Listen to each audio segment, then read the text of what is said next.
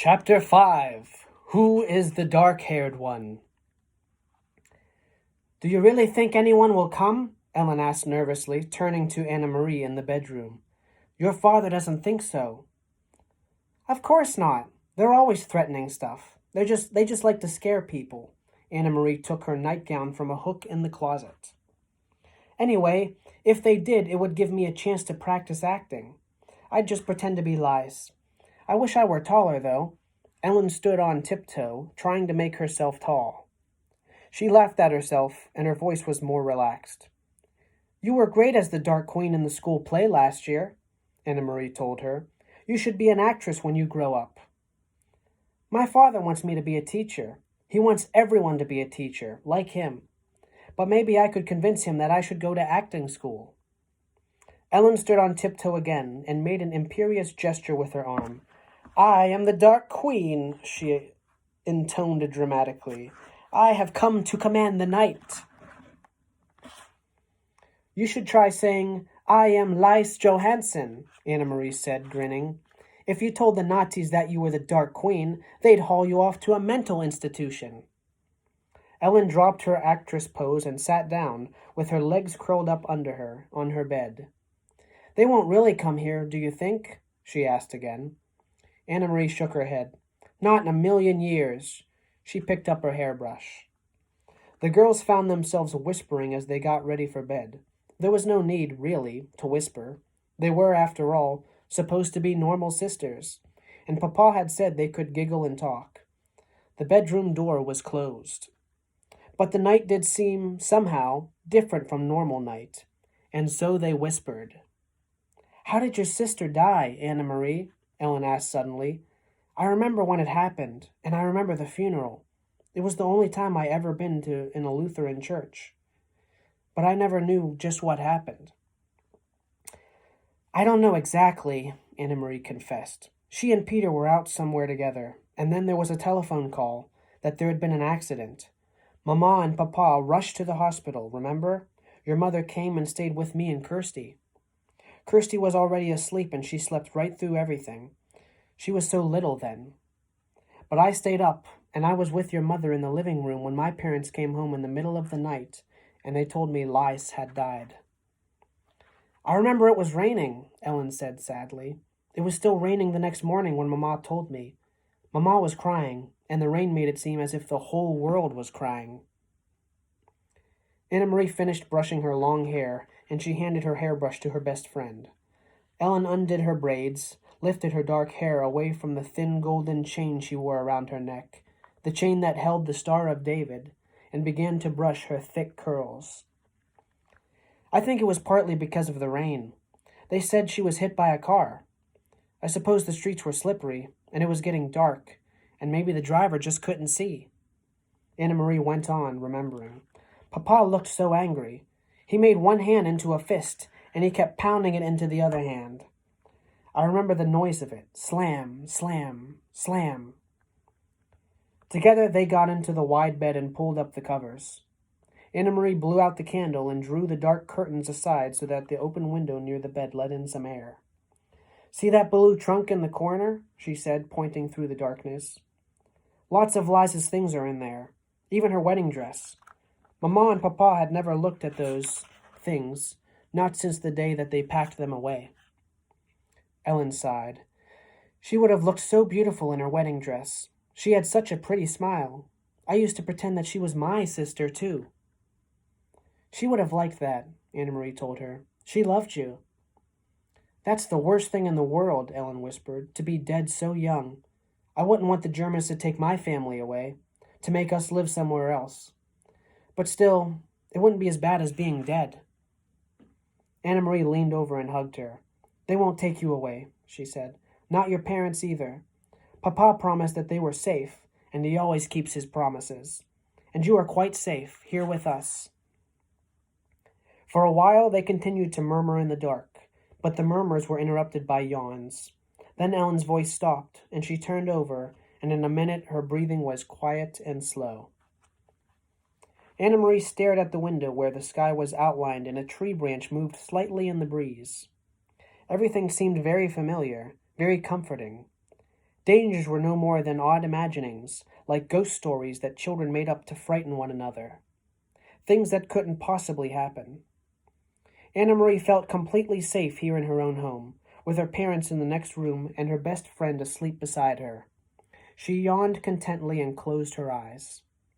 It was hours later, but still dark, when she was awakened abruptly by the pounding on the apartment door. Anna Marie eased the bedroom door open quietly, only a crack, and peeked out. Behind her, Ellen was sitting up, her eyes wide. She could see Mama and Papa in the night clothes moving about. Mama held a lighted candle, but as Anna Marie watched, she went to a lamp and switched it on.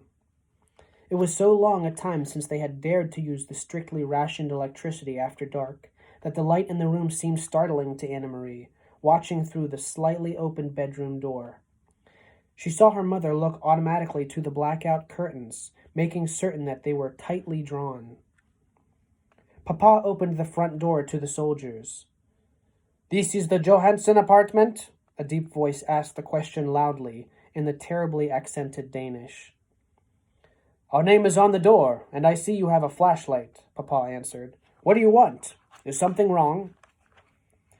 "I understand you are a friend of your neighbors, the Rosens, Mrs. Johansen," the soldier said angrily. "Sophie Rosen is my friend, this is true," Mama said quietly. "Please, could you speak more softly? My children are asleep."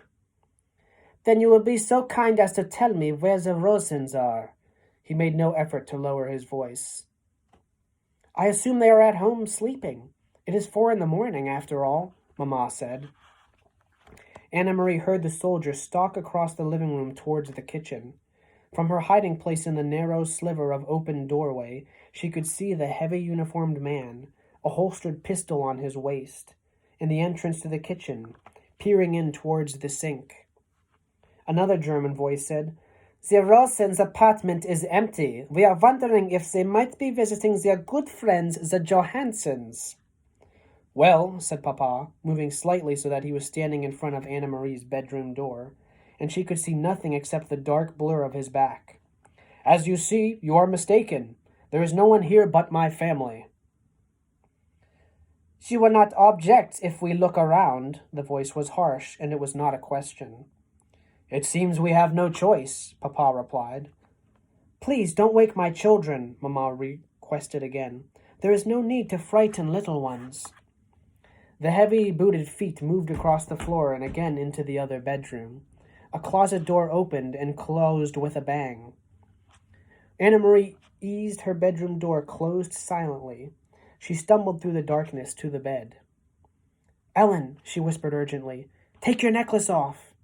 Ellen's hands flew to her neck. Desperately, she began trying to unhook the tiny clasp. Outside the bedroom door, the harsh voices and heavy footsteps continued. "I can't get it open," Ellen said frantically. "I never take it off. I can't even remember how to open it." Anna Marie heard a voice just outside the door. "What is here?" "Shh," her mother replied. "My daughter's bedroom. They are sound asleep." "Hold still," Anna Marie commanded. "This will hurt." She grabbed the little gold chain, yanked with all her strength, and broke it. As the door opened and light flooded into the bedroom, she crumpled it into her hand and closed her fingers tightly. Terrified, both girls looked up at the 3 Nazi officers who entered the room. One of the men aimed a flashlight around the bedroom. He went to the closet and looked inside. Then, with a sweep of his gloved hand, he pushed to the floor several coats and a bathrobe that hung from the pegs on the wall. There was nothing else in the room except a chest of drawers, the blue decorated trunk in the corner, and a heap of Kirsty's dolls piled in a small rocking chair. The flashlight beam touched each thing in turn. Angrily, the officer turned toward the bed. "Get up," he ordered. "Come out here." Trembling, the 2 girls rose from the bed and followed him, brushing past the 2 remaining officers in the doorway to the living room. Anna Marie looked around. These 3 uniformed men were different from the ones on the street corners. The street soldiers were often young, sometimes ill at ease, and Anna Marie remembered how the giraffe had, for a moment, let his harsh pose slip and had smiled at Kirsty. But these men were older, and their faces were set with anger. Her parents were standing beside each other, their faces tense, but Kirsty was nowhere in sight.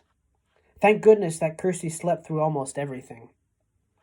If they had wakened her, she would be wailing, or worse, she would be angry, and her fists would fly. "Your names?" the officer barked. "Anna-Marie Johansson, and this is my sister." "Quiet! Let her speak for herself. Your name?" He was glaring at Ellen. Ellen swallowed. "Lois," she said, and cleared her throat. "Lois Johansson." The officer stared at them grimly. "Now," Mama said in a strong voice, "you have seen that we are not hiding anything. May my children go back to bed?" The officer ignored her. Suddenly he grabbed a handful of Ellen's hair. Ellen winced. He laughed scornfully. "You have a blonde child sleeping in the other room, and you have this blonde daughter." He gestured toward Anna-Marie with his hand. "Where did you get the dark-haired one?" He twisted the locks of Ellen's hair. "From a different father. From the milkman." Papa stepped forward. "Don't speak to my wife in such a way. Let go of my daughter, or I will report you for such treatment." "Or maybe you got her someplace else," the officer continued with a sneer. "From the Rosens?" For a moment, no one spoke. Then Anna-Marie, watching in panic, saw her father move swiftly to the small bookcase and take out a book.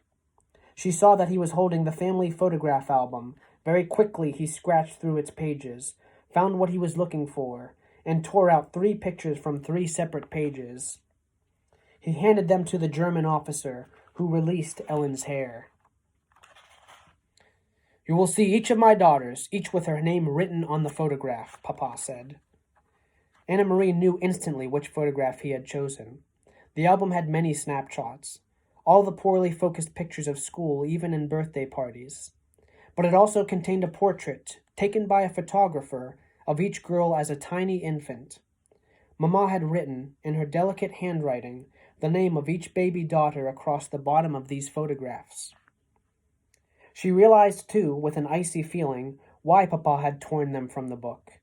At the bottom of each page, below the photograph itself, was written the date. And the real Lois Johansson had been born 21 years earlier. "Kirsten Elizabeth," the officer read, looking at Kirsty's baby picture. He let the photograph fall to the floor. "Anna-Marie," he read next, glanced at her, and dropped the second photograph. "Lois Marguerite," he read finally, and stared at Ellen for a long, unwavering moment. In her mind, Anna-Marie pictured the photograph that he held, the baby, wide-eyed, propped against a pillow, her tiny hand holding a silver teething ring, her bare feet visible below the hem of an embroidered dress. The wispy curls, dark. The officer tore the photograph in half and dropped the pieces on the floor. Then he turned the heels of his shiny boots grinding into the pictures and left the apartment. Without a word, the other 2 officers followed. Papa stepped forward and closed the door behind him. Anna-Marie relaxed the clenched fist of her right hand, which still clutched Ellen's necklace. She looked down and saw that she had imprinted the Star of David into her palm.